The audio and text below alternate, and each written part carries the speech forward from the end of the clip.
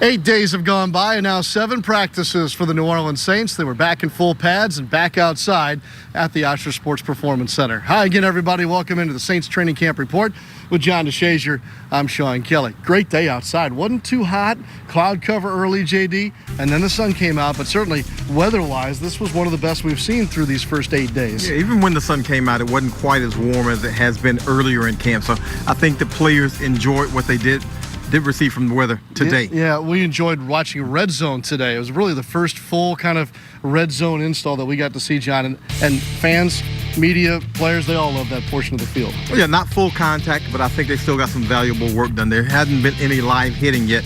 We mentioned yesterday that running back Jonathan Williams is looking forward to that portion, but no live hitting yet. Still some Red Zone work done. Yeah, absolutely. We're running out of time on that. We're always looking forward to that first goal line period of training camp.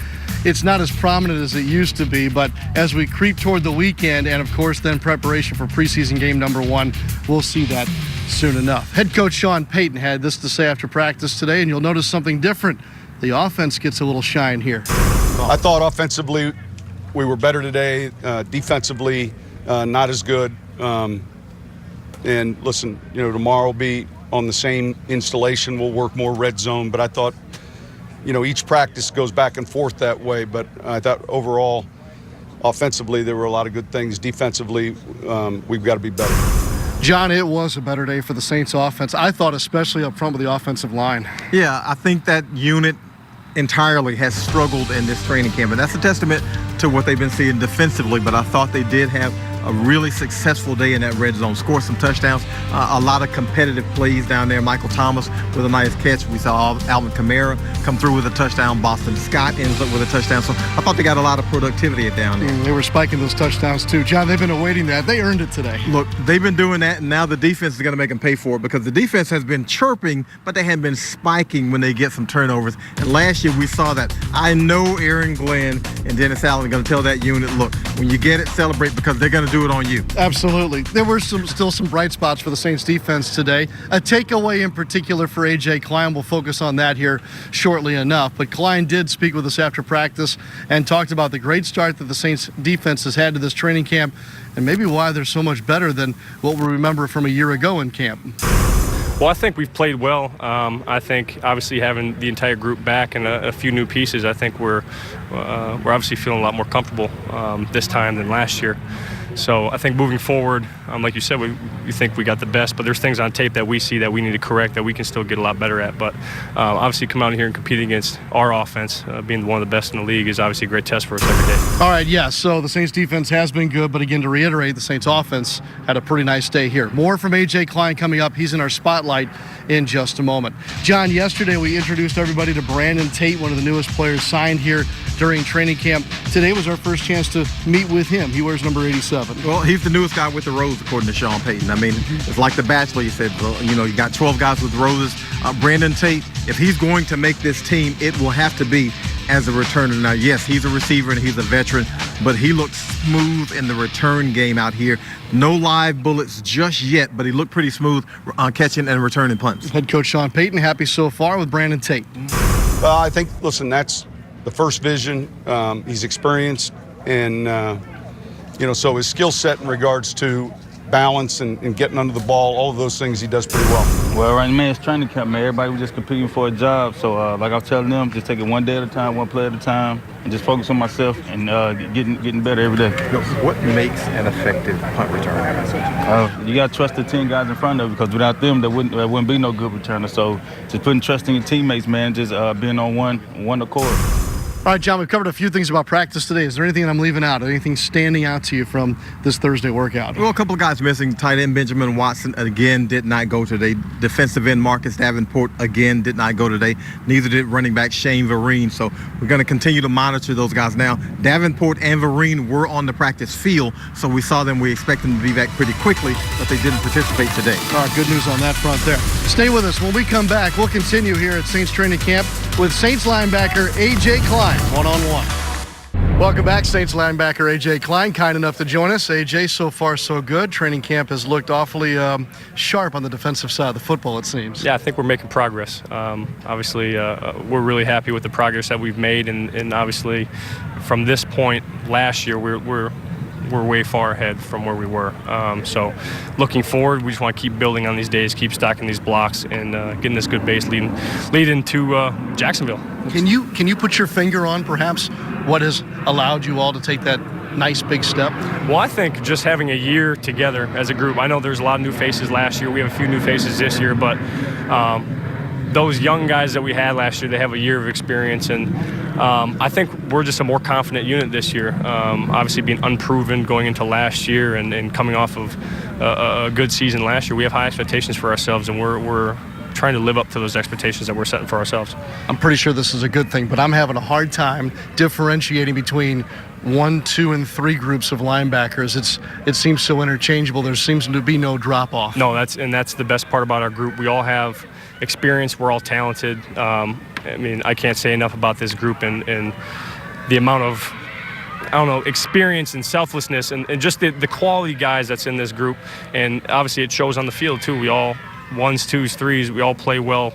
We all take command of the defense, and it's good to see because we're in the middle of everything. We have to control everything out there. So it's obviously great to see, and I think we're going to have a big part in this, special teams and defense this year, whoever's out there.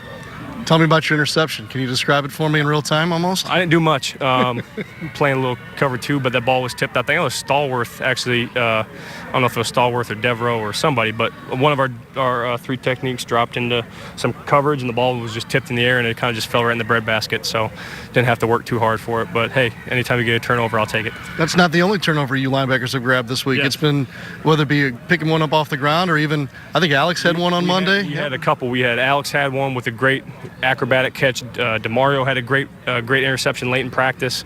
Craig had a crazy one-hander on the sideline a few days ago. Stupar forced a fumble. I think Manti was in there with a forced fumble. I mean, everybody's getting ball production, which is good to see, and that's one point of emphasis that Nolan has challenged his group with. Obviously, be aware of the ball and challenge us to have more ball production.